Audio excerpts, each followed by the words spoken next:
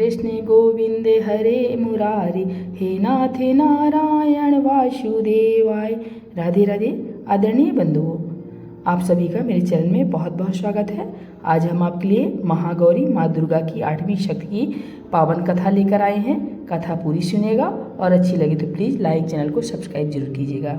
नवरात्रि में 8वें दिन महागौरी शक्ति की पूजा की जाती है। जैसा नाम से प्रकट है कि इनका रूप पूर्णतः गौरवर्ण है। इनकी उपमा शंख, चंद्र और कुंद के फूल से दी गई है। अष्टवर्षा भवेद गौरी यानी इनकी आयु 8 साल की मानी गई है। इनके सभी आभूषण और वस्त्र सफ़ेद है, इसलिए उन्हें श्वेतांबर धरा कहा गया है।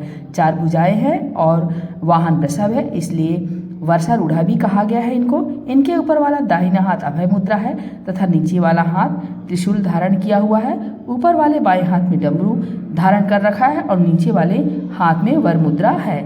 इनकी पूरी मुद्रा बहुत शांत है। पति रूप में शिव को प्राप्त करने के लिए महागौरी ने कठोर तपस्या की थी। इसी वजह से इनका शरीर काला पड़ गया, लेकिन तपस्या से प्रसन्न होकर भगवान शिव ने इनके शरीर को गंगा के पवित्र जल से धोकर कांतिमय बना दिया है।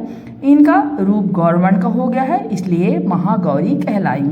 ये अमोघ फलदायिनी है और इनकी पूजा से भक्तों के तमाम कलमश धुल जाते हैं। पूर्व संचित पाप भी नष्ट हो जाते हैं। महागौरी का पूजन, अर्चन, उपासना, आराधना कल्याणकारी है।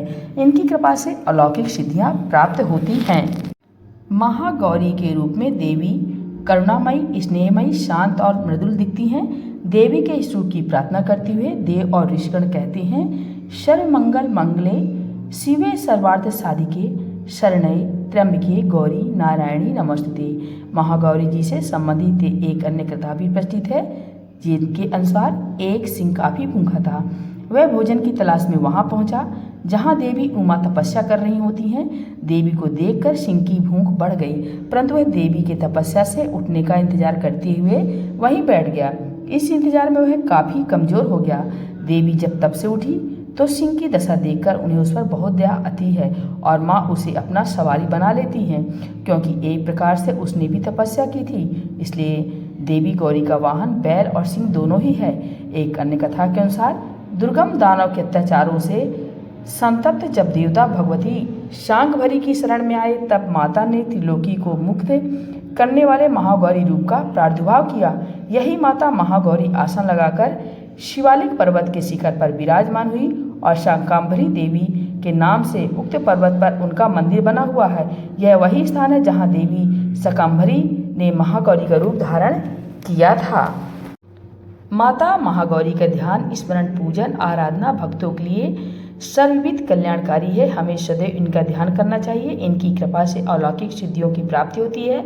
मन को अनन्य भाव से एकनिष्ठ कर मनुष्य को सदैव इनके ही पादर बिंदु का ध्यान करना चाहिए। माँ महागौरी भक्तों का कष्ट अवश्य दूर करती हैं। इसकी उपासना से अंतरजनों के असंभव कार्य भी संभव हो जाते हैं। अतः इनके चरणों की शरण पाने के लिए हमें सर्वविध प्रयत्न करना चाहिए। महागौरी के पूजन से सभी 9 देवियाँ प्रसन्न होती हैं। बोले महागौरी माता की जय, पार्वती माता की जय। हर हर महादेव शंभु।